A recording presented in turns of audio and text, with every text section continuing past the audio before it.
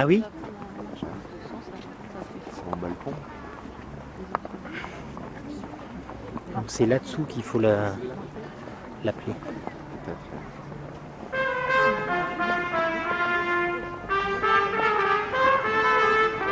C'est Pierre l'éprouvé. Elle vous chanterait la légende des Amoris. Seigneur dès maintenant au XIIIe siècle, en ces lieux était encore un château fort. Depuis ce temps reculé, des familles en familles, des girons en girons, le château et son nom ont traversé l'histoire. Jusqu'à ce mois de décembre 1674, en 2 jours après Noël, le domaine est acquis par une certaine dame Françoise d'Aubigné. Elle était née dans la prison des Niort en Poitou, et son destin extraordinaire fut de devenir la marquise de Maintenon, épouse secrète du roi Louis XIV. Dans un instant s'ouvrira ce lourd rideau, et vous serez entraîné dans la coulisse improbable de cette histoire, de ce destin fabuleux, à la frontière du Provence. Mais l'histoire ne s'arrête pas là, et nous allons vous la conter jusqu'à la fin. Elle commence ainsi. Il était une fois un fabuleux Noël au château de la reine sans couronne. Il était une fois le château de Maintenon.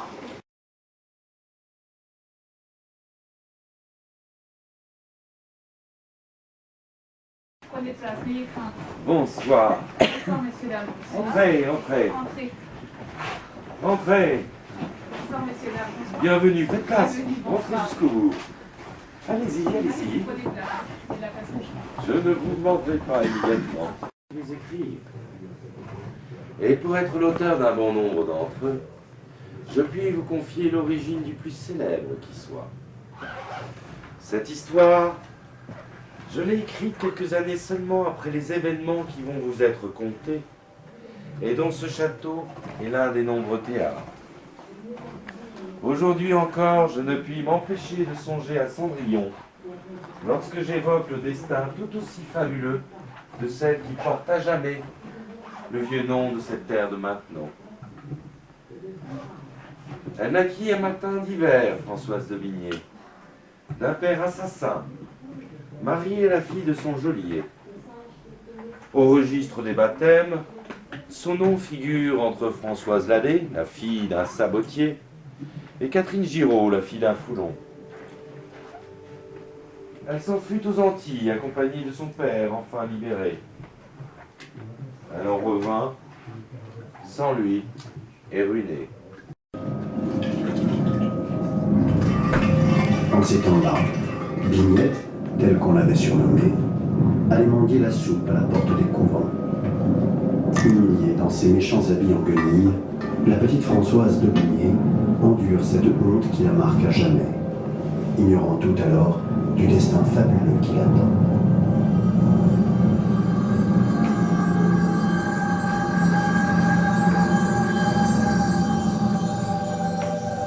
Regarde-moi, mon enfant. Et maintenant... On la plaça chez sa marraine, une carabosse mauvaise, assez riche pour avoir un carrosse à 6 chevaux, mais qui habillait la pauvrette des vieux habits de ses cousines. Celle-ci ne tarda pas à la placer au couvent. Elle y fut tentée si bien qu'elle résolut de ne plus y demeurer un seul instant. Âgée de 16 ans à peine, préférant le mariage au cloître, la vie du monde à celle des ordres, Françoise d'Aubigné épouse un poète estropié, le sieur Paul Scarron, qui endormait ses misères en tenant à Paris salon d'esprit et de gaieté. Nous sommes en 1652, Louis XIV a 15 ans.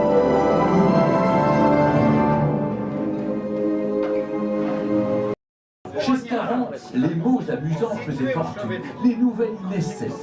Tantôt coquette de salon, tantôt brute de bonne compagnie, Madame Scarron parvint à vivre sans reproche dans ce monde aimable qu'il est si difficile de voir sans danger. Elle voulait être aimée de tous, elle y parvint assez bien. Mes amis, les écus sont écus. Serre. Les vers deviennent de vrais torche-cul. Croyez-moi, faire des vers à la journée est une rude destinée. Oh, Scarron, Notre beau temps est le temps des belles conversations, Mais oui. de la belle galanterie. De la galanterie. En un mot, ce que l'on nomme les ruelles. Les ruelles. Je ne suis plus oiseau des champs, mais de ces oiseaux des ruelles qui parlent d'amour en tout temps et qui plaignent les tourterelles de ne baiser qu'au printemps. À vous écouter, l'abbé, je dirais que ce salon est surtout celui de France où l'on dit le plus de sottises. Oh, des coyonneries, mon ange, des coyonneries. Mademoiselle de l'Enclos demande à être reçue. C'est quelle ange, la plus aimable du monde. Oh, si légère en amour, Mademoiselle de elle en change encore et en changera toujours. C'est qu'il faut être infidèle aussi longtemps qu'on peut. Car attends bien, vous ne l'êtes pas qui veut. Vous aimez, on ne peut vaincre sa destinée. Qu'elle parle. Ah, charme fatal, vous fûtes entraînés. Les dieux même. Les dieux. Oui.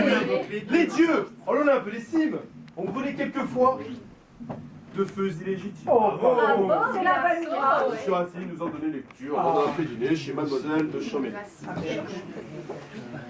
Dans ma religion, il n'y a qu'un péché. Lequel? L'ennui. L'ennui. Monsieur l'ennui. Un péché que l'abbé ne connaît pas encore. La fidélité est l'art de ne pratiquer l'adultère que par la pensée. Notez que jamais personne n'a établi sa réputation en se divertissant. C'est donc vous, la souveraine de ce salon? Voyons ces yeux dont on parle tant. On dit dans tout Paris que vous avez profité de mon absence pour vous marier, mon petit Scar. Quel flippant, ce Scarron!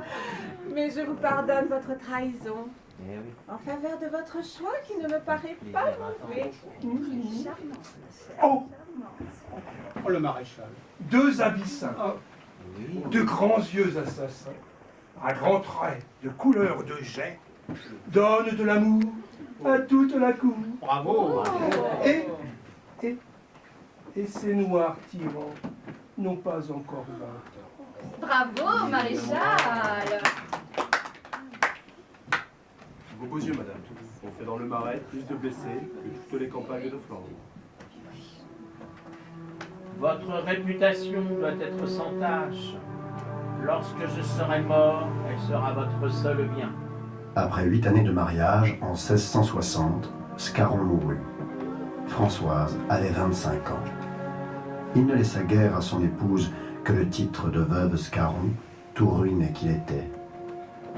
Françoise n'avait d'autre fortune que sa réputation, son charme, son esprit et quelques bonnes amies bien en cour qu'elle avait pris soin de se faire et qui allaient changer le cours de sa vie. Ah, Françoise, ma chère, je suis chargée d'une mission des plus essentielles auprès de vous. Notre amie Athénaïs, la marquise de Montespan, souhaiterait que vous preniez soin de l'enfant qu'elle vient d'avoir en secret avec le roi. Moi? Mais pour quelle raison me ferait-il cette sorte d'honneur quelque peu singulier? Notre belle dame pense que personne n'est plus propre que vous pour un ouvrage si délicat. Elle connaît votre esprit, votre vertu et la parfaite discrétion dont vous usez quand on vous met dans un secret. Songez d'ailleurs que vous ne perdez rien à vous charger de l'enfant. On gagne toujours à servir le roi, dans quelque emploi qu'on soit. Cela fut vrai. J'acceptai et devins la gouvernante des bâtards du roi et de la Montespan. Le destin mêle les cartes et nous jouons. Elle traitait à leur demi-sœur comme une domestique. Elle la faisait travailler du matin jusqu'au soir. C'était elle qui lavait le linge. Françoise de Vigné, elle disparut alors des sociétés de Paris aussi soudainement que si quelque sorcier l'en avait enlevé sur un nuage. S'échappant des chasses à meudon, en grand secret, sans être précédé ni suivi, le roi vint de plus en plus visiter ses enfants et du même coup leur gouvernante.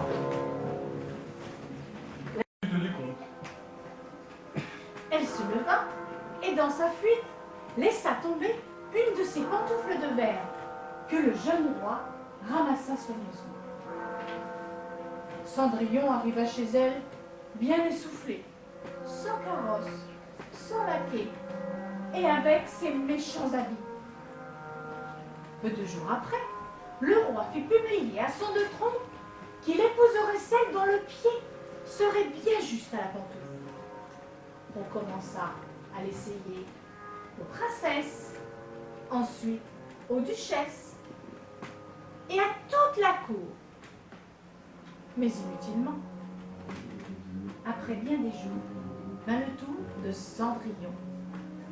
Naturellement, la pantoufle lui allait sans peine. On mena Cendrillon, encore une fois, avec ses méchants habits, chez le jeune roi. Mais lui ne vit d'elle que son bel esprit et sa grâce sainte.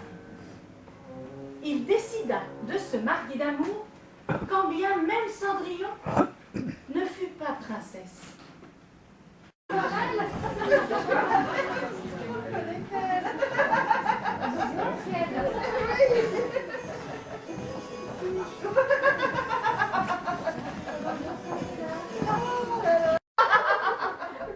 Sans doute croit-elle nous faire oublier d'où elle vient.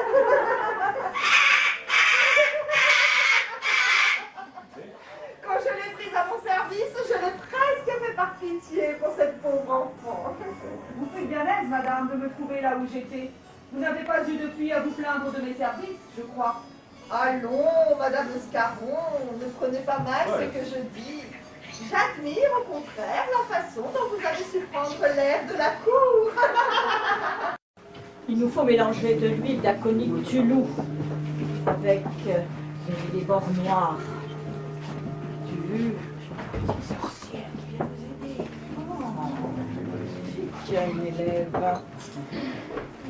Donne-moi également de la rognure d'ongle.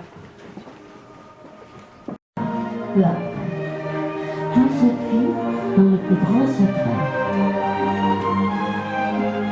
Bénissez, Seigneur, cet anneau que nous bénissons en votre nom, afin que celle qui le portera, gardant en tout la fidélité à son époux, jouisse de la bonté qui vient de vous, se conduise selon votre volonté, et vive dans une mutuelle charité par notre Seigneur Jésus-Christ.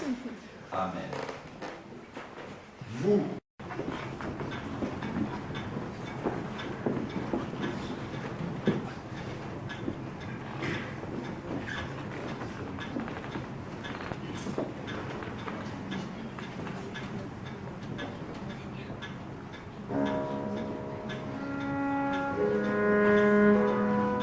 en ce temps-là, le roi était au sommet de sa gloire et de sa puissance. Parce qu'il avait pris coutume de travailler dans la chambre de Madame de Maintenon, on crut qu'elle avait une grande part aux affaires de l'État. Cela ne fut vrai que dans les 10 dernières années du règne les plus sombres. Celles-ci ne furent qu'une longue suite de malheurs, d'effondrements militaires, un flot ininterrompu de larmes et de sang. La famine, la ruine, le froid, la peste, la guerre, la débâcle, les deuils, rien ne fut épargné au roi. Sire, personne n'ose vous le dire. Cette guerre où nous sommes pour la succession d'Espagne. Eh bien, madame? Sire, Neustadt est une grande défaite pour le royaume. Votre Majesté a perdu près de 30 000 hommes sur le Danube. Être les plus illustres, monsieur. Ambassadeur.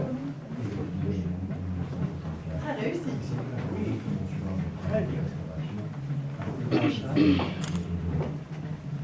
Celui-ci également, n'est-ce pas? Cardinal. Le cardinal. Oui, que j'apprécie. Évêque. Et Gilles, le voici. Et ce depuis Pierre, seigneur de Noailles, votre ancêtre, tué lors de la première croisade. effectivement, c'est bien ainsi. Et conformément à votre demande, j'ai reproduit le portrait de Madame de Maintenon et de sa nièce, que vous allez découvrir et admirer. Ah, voyons cela. L'Allemagne envahit la Pologne, le 3 l'Angleterre, puis la France lui déclare la guerre.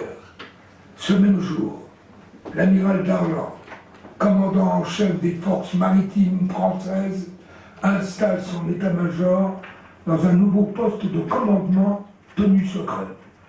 Maintenant, nom de code, Marceau. Winston Churchill, alors premier lord de l'amirauté britannique, visite maintenant, sous la neige, le 3 novembre 1939.